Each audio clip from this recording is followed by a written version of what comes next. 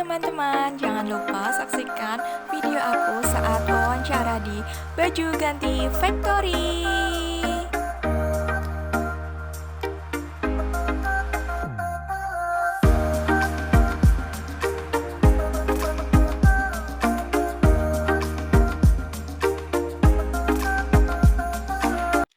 Yang pertama itu bisa diperkenalkan terlebih dahulu mengenai usaha yang Bapak punya ini. Jadi kita Baju Ganti Factory ya Mbak, Baju Ganti Factory di bawah naungan CV-nya Tamtama Indotex yang kita bekerja di bidang garment jasa, lebih tepatnya di jasa pembuatan baju, kemudian pakaian lah, di bidang pakaian. Jadi kemudian Baju Ganti Factory sendiri itu udah berdiri sejak 2016. Kemudian kita mulai scale up itu justru ketika COVID. Jadi mulai 2016 sampai 2020 kita lebih ke Mbak? Lebih ke target market kita tuh lebih ke menengah ke bawah. Kemudian mulai COVID itu justru kita titik balik kita tuh di 2020 sampai sekarang. Menurut Bapak, apakah perilaku individu itu dapat mempengaruhi kinerja sumber daya manusianya? Perilaku individu dapat mengaruhi kinerja. Iya atau tidak ya Mbak jawabannya? Berarti sangat berpengaruh. Perilaku individu itu sangat berpengaruh. Bahkan mempengaruhinya bukan cuma ke dirinya sendiri, kinerjanya dia sendiri, tapi ke teman-temannya. Contohnya Mbak, perilaku individu yang kita bicara di sini pengaruh negatif dulu ya Mbak. Pengaruh negatif. Contohnya satu orang itu dia orangnya katakanlah kurang inisiatif. Bukan sebut malas ya, kurang inisiatif. Seperti contohnya misal, kita dapat orderan A dengan kesulitan ini. Ketika nanti salah satu dari tim kita itu males belajar, nggak mau tahu, itu juga mempengaruhi kinerja dari teman-temannya.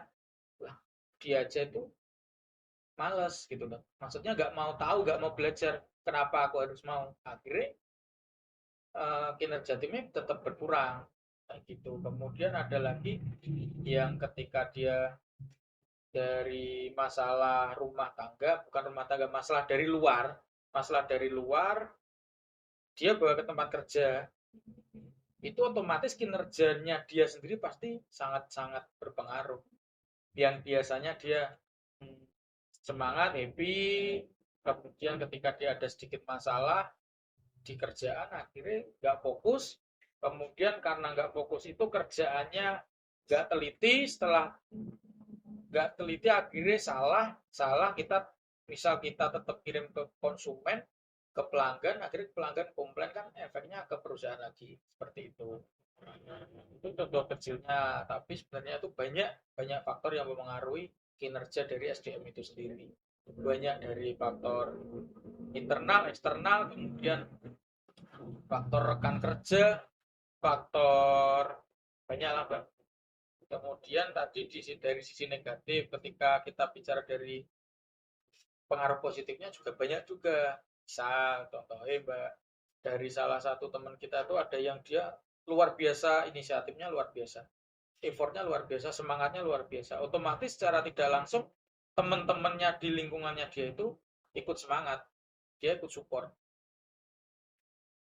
Ketika yang satu tadi dia ada sedikit kinerjanya kurang, dia lihat temennya, dia aja bisa, masa aku enggak? Akhirnya dia mengikuti.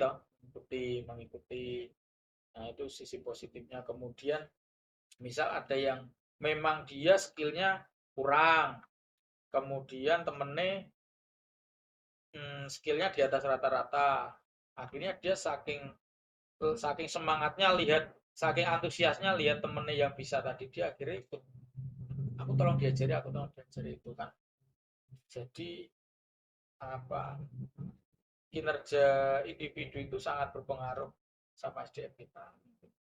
Baik Pak, selanjutnya itu faktor apa yang paling mempengaruhi kinerja karyawan dan dilihat dari 6 variabel yang mempengaruhi kan ada sikap, persepsi, kepribadian, pembelajaran, penghubungan, kemampuan. Nah, menurut Bapak itu mana yang paling berpengaruh terhadap kinerja karyawannya itu? Sikap, sikap, sikap yang pertama sikap berarti sikap itu sikap sifat itu yang paling mendasar, Mbak. Itu yang paling mendasar. Ketika dia skillnya bagus, skillnya bagus, kinerjanya bagus, kemudian uh, semangatnya dapat, tapi dia nggak punya sifat yang bagus, sikapnya nggak bagus. Ketika sifat nggak bagus, sikap nggak bagus, tuh otomatis dia akan berpengaruh di tanggung jawab. Ketika tanggung jawab dia tidak punya, akhirnya efeknya kan ke kerjaan, kemudian ke hasil yang output yang dia kerjakan hari itu, kemudian dia mungkin toksik ke teman-temannya. Jadi sifat itu yang paling mendasar, harus dibenahi terlebih dahulu. Itu menurut saya. Mungkin kalau menurut personal yang lain mungkin berbeda, tapi menurut saya sifat nomor satu, attitude nomor satu, kejujuran, sifat dan tanggung jawab itu nomor satu. Selanjutnya itu bagaimana strategi dari usaha ini dalam meningkatkan kinerja SDM-nya? Strategi untuk meningkatkan kinerja SDM. Ya. Orang ikut ke kita kan pasti yang pertama carinya gaji. Pasti. Dari segi itu saja, dari faktor pertama itu pun kita harus sudah bisa mencukupi, Mbak. Contohnya ini, simpelnya gini. Ketika ada orang yang melamar kerja di sini, kita tanya dulu, rumahmu mana, Mas, Mbak? Rumahmu mana? Ketika dia rumahnya jauh, misal contohnya paling jauh dalam kota Wirosari misal. Terus kemudian gaji di sini kalau untuk yang depan ini 2 juta. 2 juta itu cukup nggak untuk kamu operasional tiap hari, makan siang, nanti pulang balik lagi, cukup nggak? Ketika dia disuruh menghitung cost operasionalnya dia sendiri dan itu mepet, maksudnya mepet itu dengan gaji UMR per detik kan 2 juta sekian, kita kasih 2 juta. Nah, itu ketika mepet tuh pasti dia kinerjanya juga nggak semangat. Kerja sebulan buat operasional, ternyata sisa cuma 300.000. Lainnya buat apa? Buat operasional udah habis. Ya, kerja sebulan cuma 300.000 dapat apa? Dia nggak bisa nabung, nggak bisa beli HP, nggak bisa beli kuota, itu nggak bisa jalan sama cowok, nah gitu, seperti itu misalnya.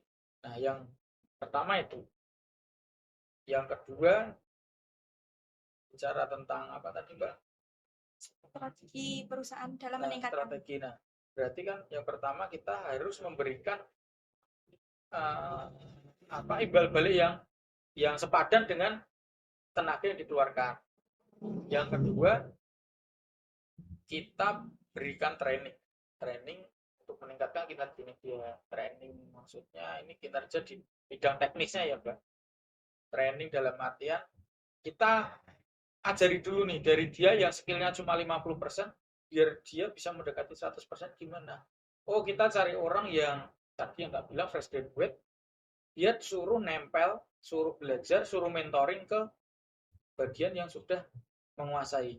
Contohnya di desain, misal kayak Mas yang di belakang ini, Mas Yudi, dia pro nih, dia udah menguasai bidang desain.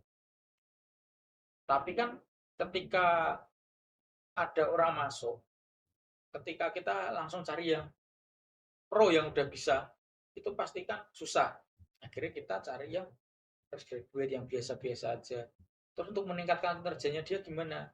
Dia suruh belajar ke Mas Yudi, ya, suruh cari tahu, suruh antusias, suruh ini, dan Mas Yudi pun tak kasih tahu, Mas, misalnya, Mas, tolong diajari ilmu yang gue punya, tolong ditular ke. Karena apa?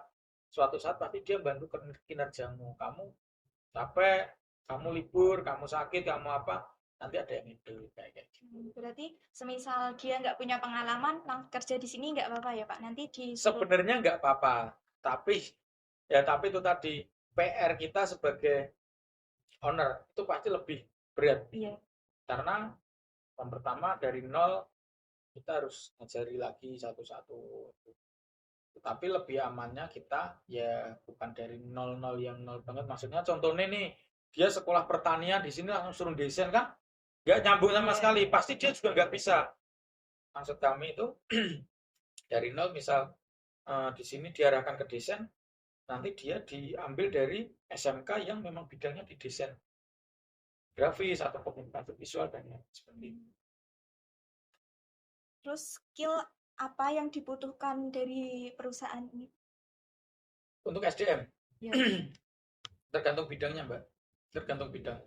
Kalau untuk bidang desain otomatis dia harus skill pegang PC, pegang komputer, bisa mengoperasionalkan Office, mengoperasionalkan aplikasi desain grafis, harus bisa. Ketika nanti kita cari yang ya tadi tak bilang beda alur pasti susah karena memang di sini basicnya kan kerja, harusnya siap kerja, bukan LPK yang harus ngajari dari nol. Cuma ketika dia udah punya basic, kita tinggal poles-poles dikit, oke lah, nggak apa-apa. Kemudian yang desain itu untuk sewing bagian jahit, otomatis dia harus bisa jahit.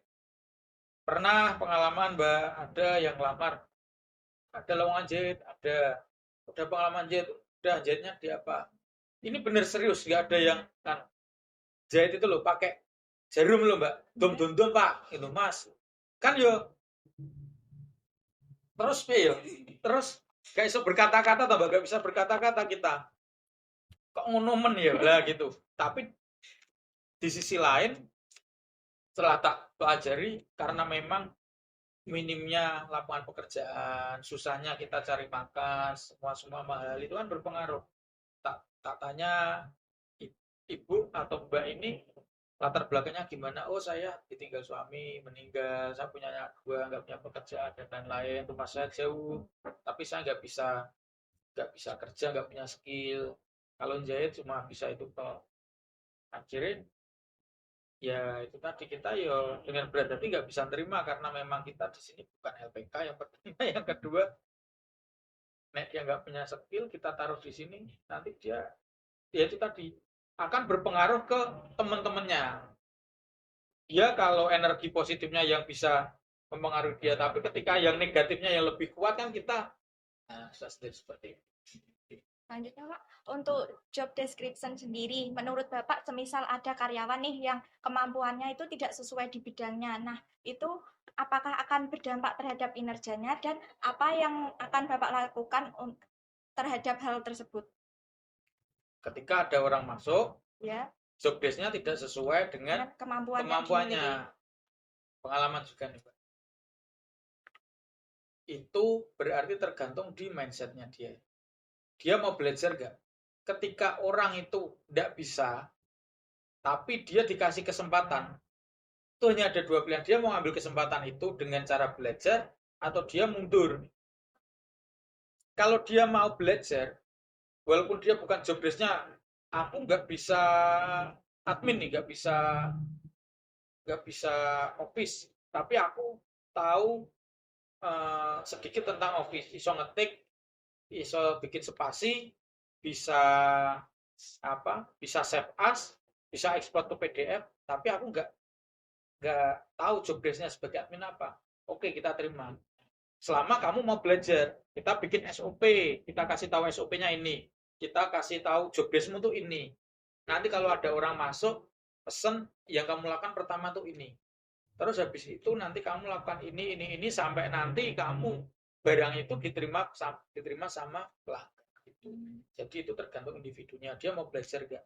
Selama dia mau belajar tidak sesuai kemampuannya, pasti bisa. Saya yakin pasti bisa karena semua orang tuh punya Mbak? Punya keahlian masing-masing. Memang, tapi ketika orang itu bisa, yang pertama karena terpaksa, yang kedua karena terbiasa. Pengen terbiasa harus dipaksa dulu. Dia datang nggak bisa, kita paksa harus bisa, harus belajar. Dia mau belajar, nanti dia terbiasa menggunakan itu, akhirnya jadi bisa.